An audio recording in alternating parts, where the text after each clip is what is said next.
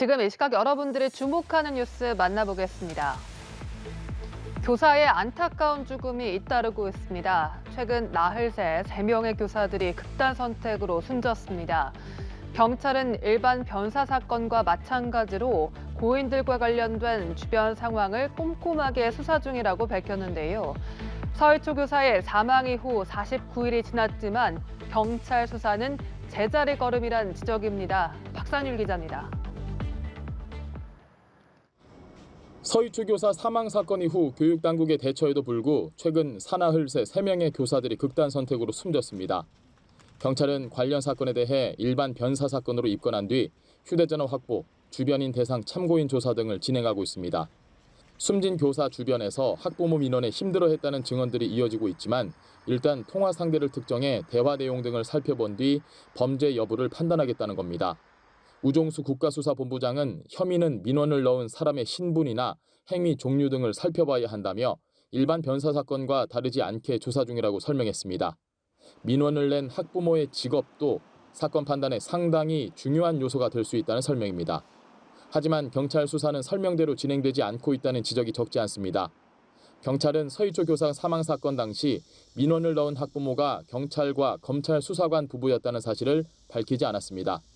이후에도 연락은 얼마나 자주 했고 어떤 이야기가 오고 갔는지 등도 공개하지 않은 채 범죄 혐의를 발견할 수 없다는 입장만 반복하고 있습니다. 수많은 눈물과 호소, 집회의 현장이 연속됨에도 불구하고 선생님의 억울한 죽음에 진상규명, 공교육 정상화를 위한 법 개정에 진전이 없는 이 현실에 화가 나고 답답했습니다. 연일 이어지는 교사들의 안타까운 소식에 진상규명을 촉구하는 목소리가 커지고 있지만 경찰 수사는 제자리 걸음을 면치 못하고 있습니다. 연합뉴스TV 박상률입니다.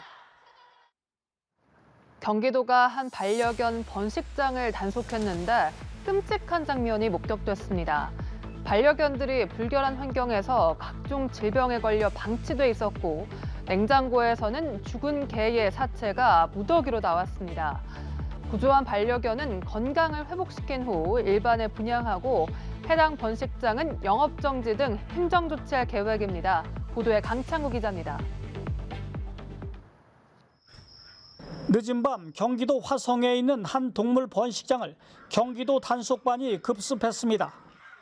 사육장 환경은 무척 불결했고 케이지 안에 반려견들을 자세히 살펴보니 각종 질병에 시달리고 있었습니다. 새끼를 낳을 용도로 키우는 어미들인데 대부분 배나 피부에 상처가 있었습니다. 대형 냉장고에서는 죽은 반려견들의 사체가 무더기로 나왔고 안락사할 때 사용하는 주사기와 약품까지 다량으로 발견됐습니다. 문구용 커터칼로 배를 갈라서 새끼만 꺼내서 새끼는 어떻게든 살려서 판매를 하고 그 어미견은 그냥 처분했다. 이 번식장에서 발견된 반려견은 허가 조건보다 1000마리 이상 많은 1400여 마리에 달했습니다. 경기도는 동물보호단체의 협조를 얻어 반려견들을 조만간 개장할 경기 반려마루 등 동물보호시설로 모두 옮겼습니다. 반려동물은 팔고 사는 상품이 아니라 입양을 하고 사랑과 애정으로 키우면서 우리와 함께 더불어 사는 그런 생태계를 우리 사회에. 경기도는 앞으로 구조한 반려견들의 건강을 회복시켜 일반에 분양할 계획입니다.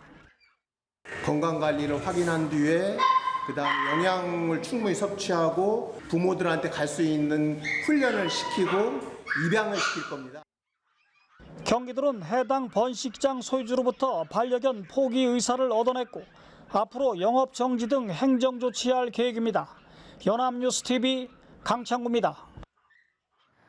지난달 6년 반 만에 중국인의 한국 단체 관광이 허용된 뒤 최근 거리에는 중국인 관광객들이 눈에 띄게 늘었습니다. 정부가 관광업계 큰손들을 더 많이 붙잡기 위해 중국 단체 관광객 전자비자 발급 수수료를 면제하고 물품 구매 즉시 부가가치세를 환급해주는 시스템도 확대하기로 했습니다. 자세한 내용 이재동 기자가 알려드립니다. 한 해 800만 명 넘게 우리나라를 찾았던 중국인 관광객은 2017년 사드 배치로 단체 여행이 금지되며 급감했습니다. 이후 코로나 사태까지 겹쳐 한때 17만 명까지 줄었지만 올해 다시 급증해 7월에는 방한 관광객 1위 자리를 되찾았습니다. 중국 관광객 1인당 지출 규모는 215만 원으로 일본, 미국보다 월등히 앞서 관광객 증가는 경상수지 개선에 도움이 될 수 있습니다. 정부가 이들을 불러오기 위해 팔을 거둔 이유입니다. 정부는 입국편을 늘리고 연말까지 1인당 18,000원인 중국 단체 관광객 전자비자 발급 수수료도 면제하기로 했습니다. 중국 간편결제 가맹점을 확대하고 다음 달부터 물품 구매 즉시 부가가치세를 환급해주는 시스템도 확대합니다. 무분별한 저가 관광이나 바가지 요금은 적극 차단할 방침입니다.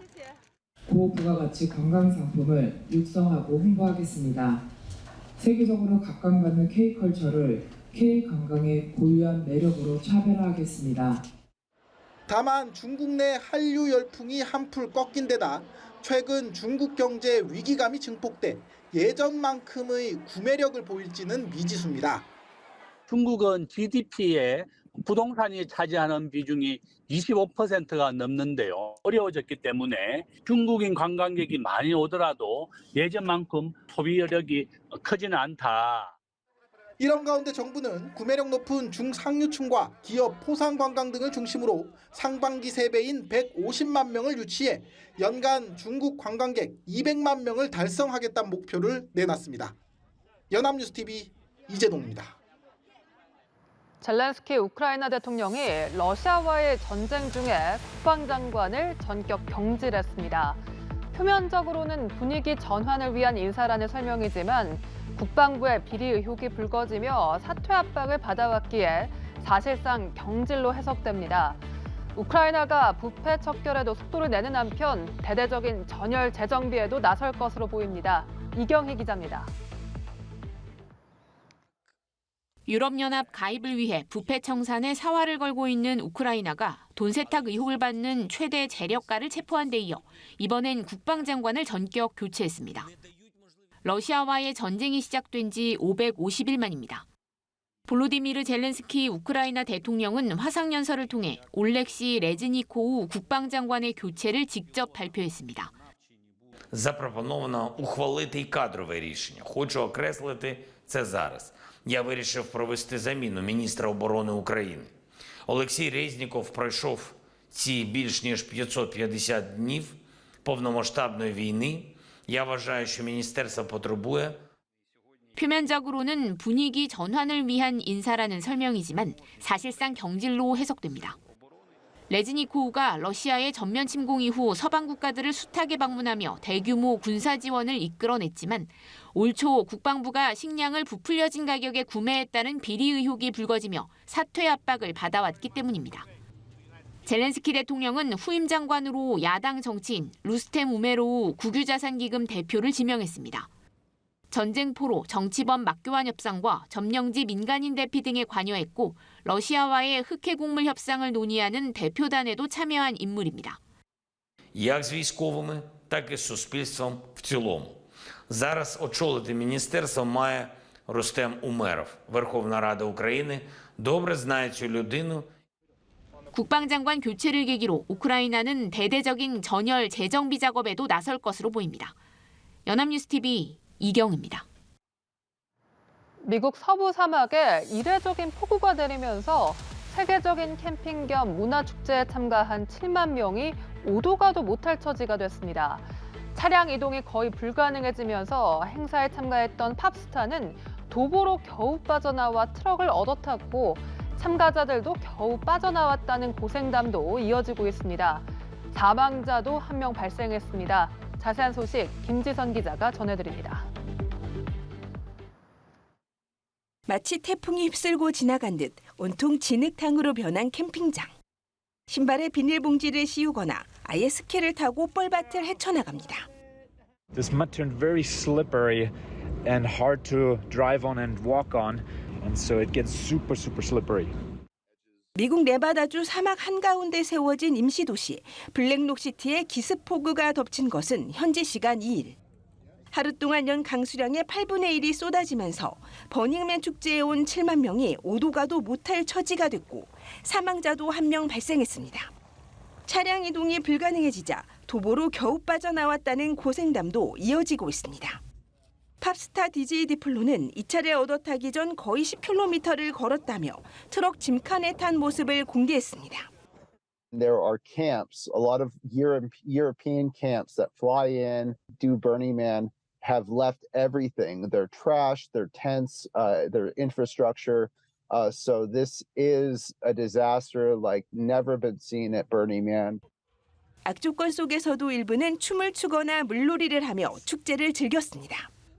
This is the best burn ever. Seriously, like this has given us the opportunity to rise to radical self-reliance and to support each other in the community, and I'm having the best time. 주최 측은 가능한 한 행사장 내에 머물며 준비해온 식량을 아껴 쓰고 나눠 써달라고 당부했습니다.